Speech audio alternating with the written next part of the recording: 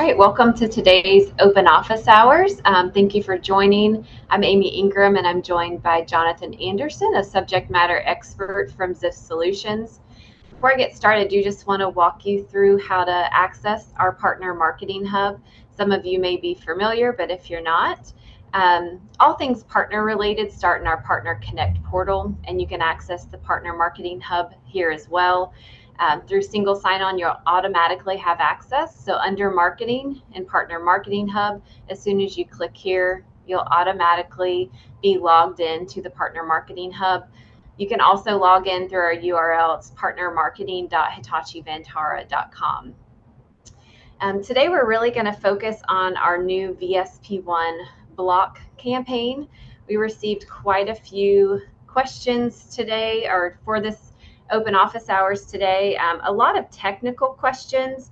And so even though we're going to focus a lot on the marketing and sales enablement that the Partner Marketing Hub has, I will point you in the right direction of those technical questions. But before I go into the campaign, just to kind of do an overview of our homepage. So our top banner is always going to be our latest and greatest. This video here gives a nice overview of our website landing pages. So that's a great way to have Hitachi Vantara content on your platform. It's very easy to customize and personalize, and with a simple code, you can embed that onto your own platform. We've got our 4 core areas. So our latest campaigns, these are going to be our integrated campaigns with email, social media, those website landing pages, and sales enablement tools. Really giving you everything you need to feel like you have the support to execute these campaigns. And then we have our social media. So you can run social media as a standalone campaign, just like the others.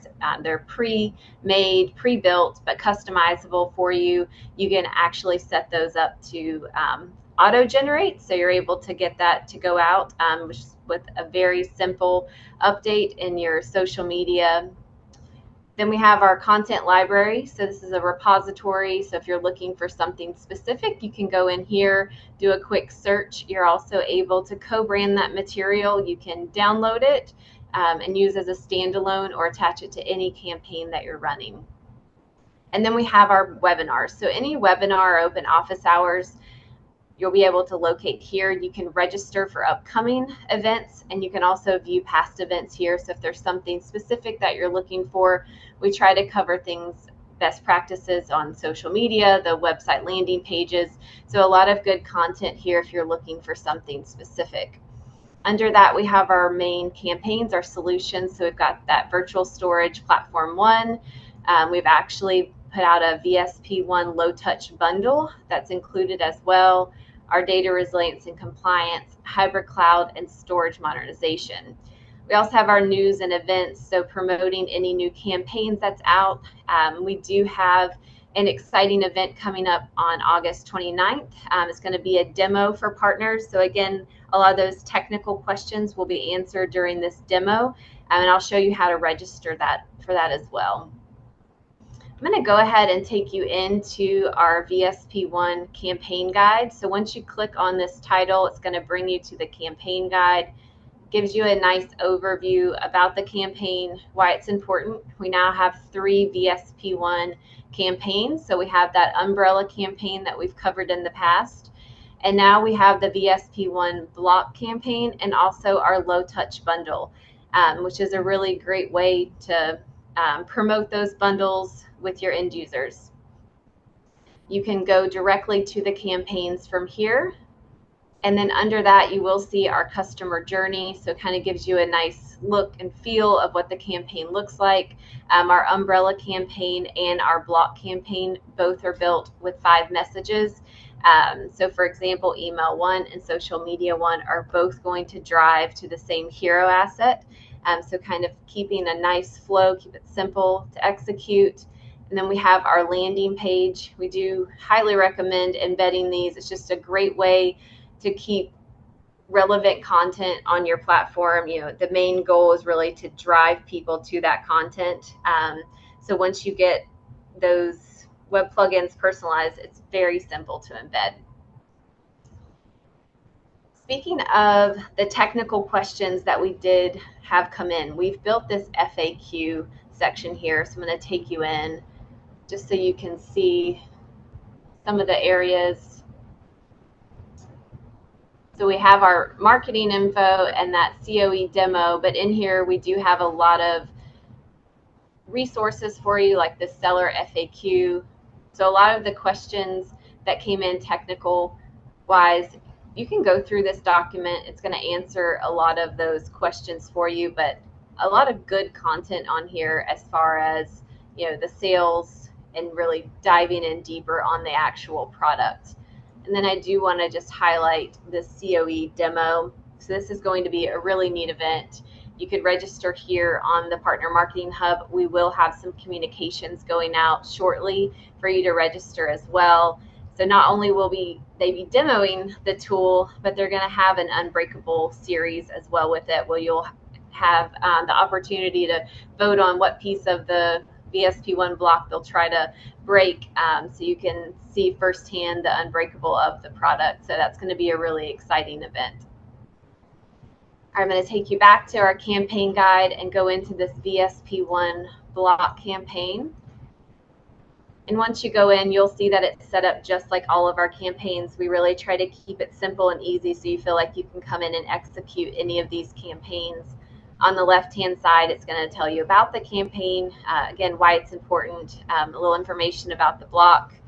It's going to show you the customizable tactics, so the 5 emails, 5 social media, and the website landing page, and then a recommended sequence of running the emails. On the right-hand side, it has all those tactics. So we've got our emails here. We've got that website landing page, our social media, and then the reference material. So this particular campaign really has some great reference material. You know, it's got an explainer video, the buyer's guide, this data sheet, and our sustainability content as well. I do want to show you this website landing page. And so this is really set up for both the VSP umbrella campaign and the VSP1 block. The same landing page is available for both, and we've included information from both campaigns on this particular landing page. We do highlight that Unbreakable series. We've got our VSP1 by the numbers, some resource and insights. So this is information from that umbrella campaign, and then it goes into the block benefits and the block resources. So again, just a really great way to give people, you know, a goal, a reason to drive them to the content. All the content from the campaigns will live here, and so great way to keep up that brand awareness on your own platform. From here, I'm going to go ahead and turn it over to Jonathan. Again, we did have a lot of questions on, you know, building strong emails. Questions on whitelisting emails, you know, avoiding spam. So we'll be sure to highlight that as well as Jonathan walks through email best practice.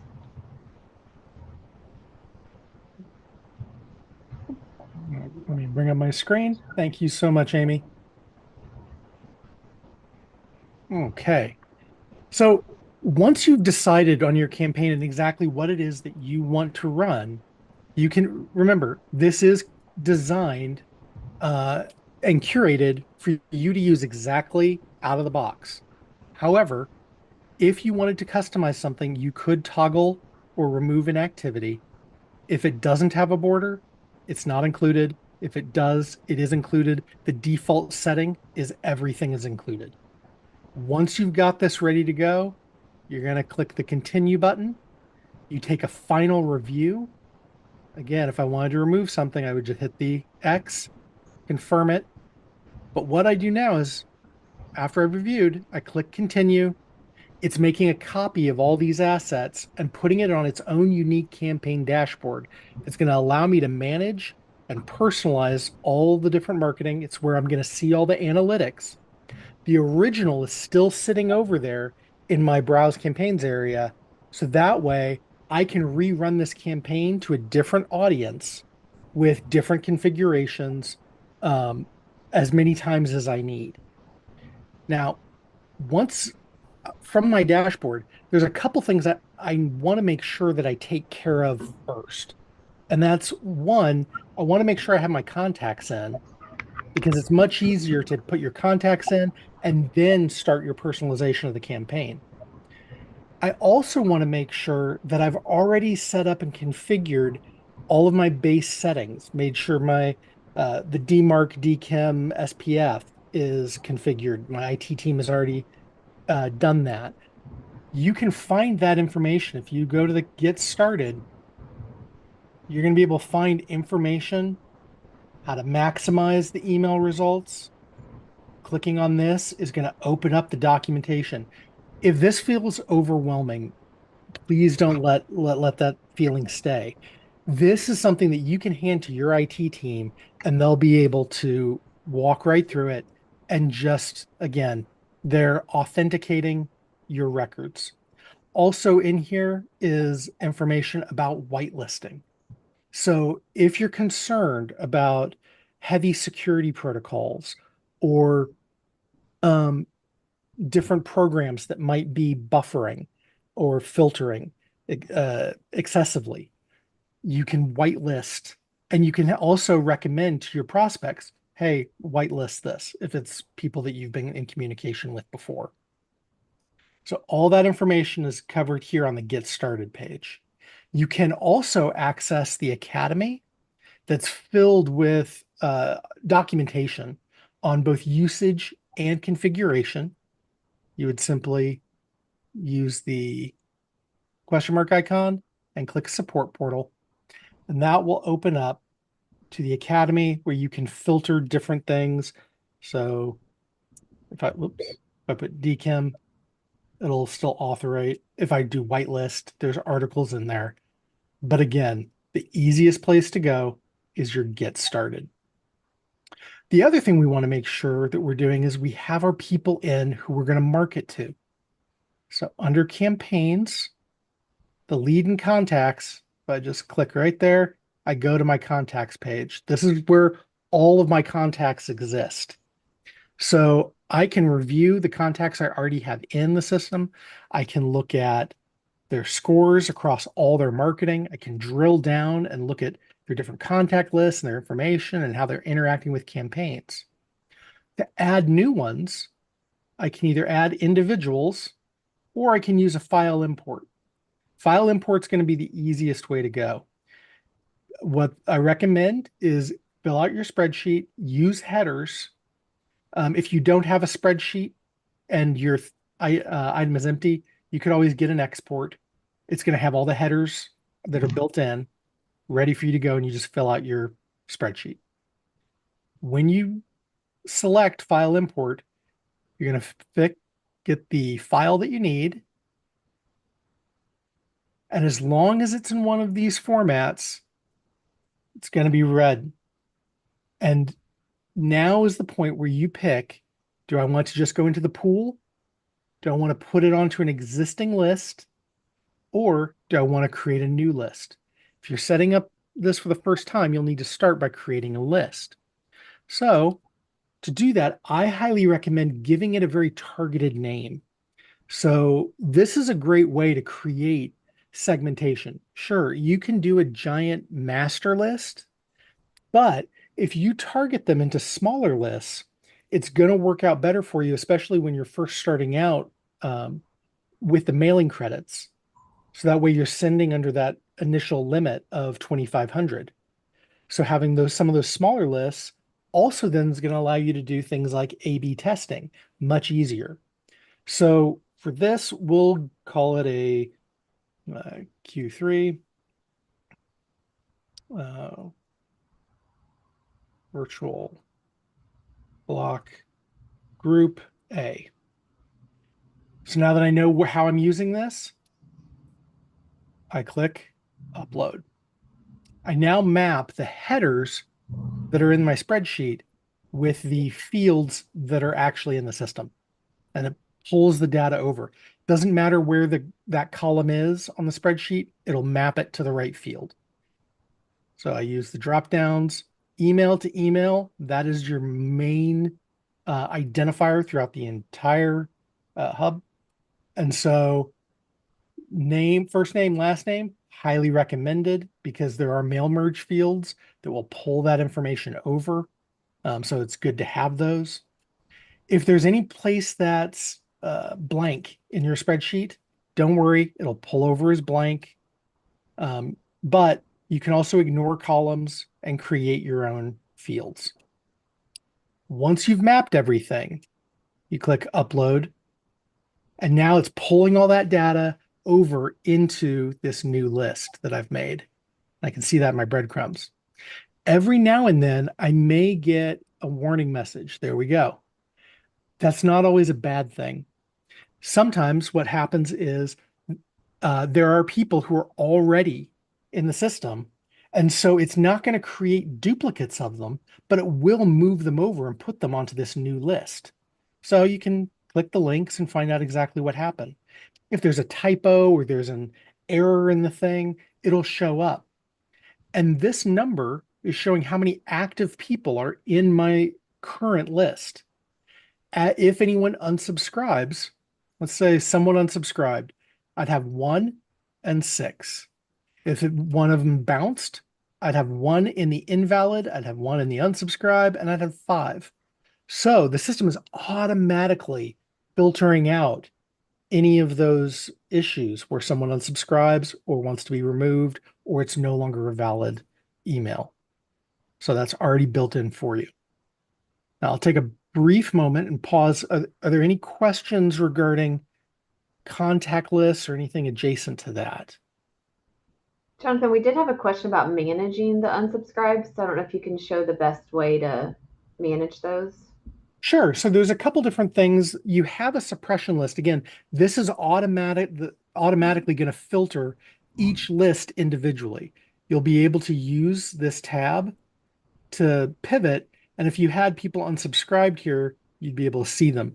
You can run your exports. And so if you have a master list elsewhere, you can always match those up with the exports of your active list, your unsubscribed list. But one other area is here under settings for your admins. And that's going to be your suppression list right here. If there are people that you want to remove, such as they unsubscribed from a particular list, but you didn't have your global suppression list turned on, you can move them manually over to emails by just adding a file import or individuals that you want to block. If you're going to stop going to a particular domain, you can also add that here as well. And so this is automatically going to look at every mailing that you send out, every list that you start adding, and it's going to filter those out in advance for you. So this is a great tool to be able to use as you're filtering your unsubscribes, as you're managing who's here. And you can get an export list of everybody who's on it. That's a great call. So if you have that global suppression turned on and someone unsubscribes, they'll automatically go to this suppression list. Correct. So in your company profile, and again, you have to have admin privilege to be able to manage these. But if you have this selected, when someone hits unsubscribe, they'll automatically move to the suppression list. If you leave this blank, unchecked, which is the default state, they will choose whether or not they want to unsubscribe from an individual communication or all communication. So either you're choosing or they're choosing. That's a great question. Perfect. Thanks, Jonathan. Mm-hmm. So now that we've got our people in, we talked about making sure that your the whitelist and your emails authenticated. We can now dive in and start actually working on the campaign itself. And the campaign dashboard has all your different items. You see the different symbols for the ones that you're going to look at. I highly, highly, highly recommend the following order. If there is any customizable content, as far as the collateral, look at that first. In this case, it's download, so we don't have to touch anything. But do your website landing page next, then your emails, and then finish up with your social media. And the reason being is, again, these call to actions are often hosting the landing page and or the collateral. So you want to make sure that those are prepped and ready to go as we send out. You can click the link for the item or the review link. We're going to start with the first email and just walk through the process. So for this tutorial, again, we're using the email. Normally we would start with the landing page, then email, then social. Each activity is going to have its own review process, and the wizard is going to walk you right through it. So we start at the top, we click review. We're on the settings tab, and in the details area, the email name is internal. Only you and your team are going to see this. For future reference, for analytics, especially if you're going to do something like A/B testing, I highly recommend doing a slight personalization of this, whether it's at the end, whether it's the beginning. We're going to call this the group A. And so the email subject is now what the recipient sees. So email name, internal, email subject, external. Sender name, sender email shows who it's coming from. If you want them to reply to someone that is different than the sender, such as a group email, then you could put marketing@solutions.com here, and it would funnel any replies back that direction. We do highly recommend sender name be a person, not a group email. Now, notifications for emails, it's not as important. For web plugins, definitely have at least a couple people notified because people will fill out contact forms. You want that information right away. Notifications for an email, it's high level and bounces, clicks, opens. You come back into your campaign dashboard, you'll see who bounced, who clicked. But this is a nice reminder. Put in your email address and click add to add an email. Once you've got this configured, you can click save and next, and you'll move to the next tab. Now, one thing that we've mentioned a couple times, this idea of A/B testing. A couple ways that you can do that really easily is by changing something like the subject line or even the sender, who it's coming from. See what type of responses you're getting. Once you move into the personalization tab, which is where we're going next, here's where you can also do a lot of this minor modification. You can build it in stages so it's not just a dramatically different thing. Because again, this is curated, it is written. You want to review it because there's value proposition areas and things in here that you want to touch on. But for just out of the box, this is ready to go for you.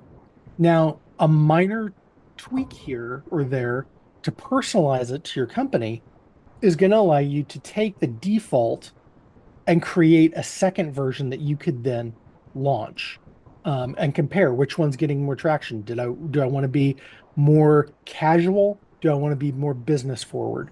How are people responding? Anywhere where you see a dotted box, you can click into. So for my logo, I click in there and now I pick a new image. I walk through the prompt to grab my image, and now I can resize it. I could crop it, whatever I like. If I click save as default, it'll automatically apply this sizing and information going forward, along with the display name, if I choose that. And then if I click it here, this will make this image my default logo going forward. So every time I do marketing, it gets a little bit quicker. My logo's already prepped and ready. If I leave it unchecked, it'll use it for this instance and this instance only. It'll revert back to whatever my default is. This is great if you have like a 25th anniversary logo or 5-year anniversary logo or whatever. You can use it in this one case, and then it reverts back to your standard going forward. You see that immediately applied. In the text, again, you can click in and you can add in a value proposition. You can modify text. You can bold it, whatever you like. You can even change fonts and sizes, add links. This is all here for you to be able to personalize. You can use recent values. So if there are other things that you had used in the past, you can quickly add that and save it. Over in the properties pane, which is this area on the side, this is where you configure the template. So if I wanted to turn on a greeting and remove the value proposition, I toggle them. I want to add, uh, let's say I want to add back in Twitter and YouTube. I can do that. Make sure I fill in my information and click that save as default. That way I don't have to do it each time. And once I'm ready, I click save. I'm going to see the template uploaded, and those changes are going to be made. I could also click apply at the top.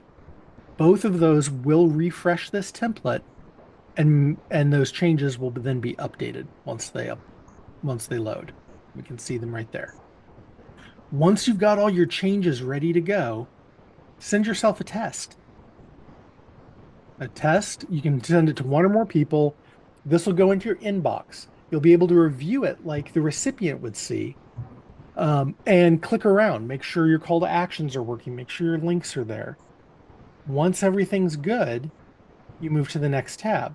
If you need to fix anything, come back in, make those changes, send yourself another test. Hey, Jonathan, before you leave this page, I just want to point out that HTML coding at the top. Oh, sure, yeah. Yeah, just to highlight that if you want to use your own CRM, but use our system to personalize these emails, you can do so here. And then after you save and apply those, easily take this HTML coding and it'll keep the same template and you'll be able to send out the email from your own CRM. Yep. Make sure you do all your adjustments first, then grab the code. Yes. Some people come in, grab the code, and then go, why isn't it working? It's much easier of a lift that way. So once we've got everything that we need, we move to save and next. We're now on the recipients tab. This is where that contact list that we put in a few minutes ago comes in super handy, because I can search for my contact list. I've got my virtual block group A. I can actually add as many lists or individuals as I need in order to send this out. Again, multiple groups. I can use smaller contact lists, very focused and targeted, and group them together. The system's going to filter out any duplicates. I've got 14, 15, 16 listed here, 8 unique recipients. So it automatically filters out duplicates for you, along with anybody who's on the suppression list. Once you get everyone picked, you save and next. And now it's going to be the scheduling. You can send it out right away, or you can use the calendar and clock to pick a better time, to be very strategic with when you want to send these, on the dates, the frequency, everything. And you click schedule. Here, you can see when it's ready to go out. If at any time between now and then, you can click unschedule, make changes, or even pause the campaign completely and restart it at a later time. So you have complete control there. Once the campaign's active, you're going to be able to come back into the My Campaigns area, grab your campaign, and drill down into the particular item and see its actual analytics, bounce rates, opens, all that information. You've got analysis tabs and more. Each of these can then be organized, and you have exports that you can pull for your reports. So I know that last part was pretty quick. Are there any questions that we want me to touch back on? I think you covered all the questions that we received prior to the meeting. I don't see any questions in the chat, but if anyone has any questions, I know we're at time, but please feel free to send those in. And one of the great things, if you're all hesitant about anything, practice with it. You can again rerun this campaign as many times as you need because it's always available for you. There's no messing up, so to speak. And you can always practice by sending this to a couple Gmail accounts or internal accounts to see how do I like this look? How are my coworkers responding to it? What do they think if I need additional feedback? Those are great call outs. Well, thank you, Jonathan, and thank you everyone for joining. Our next open office hours will be August 1st, and then also save the date for that COE demo on August 29th. And if you have any questions after the call, please send them in. Again, thank you for joining. Have a great day. Thanks. Thank you. Bye. Thank you.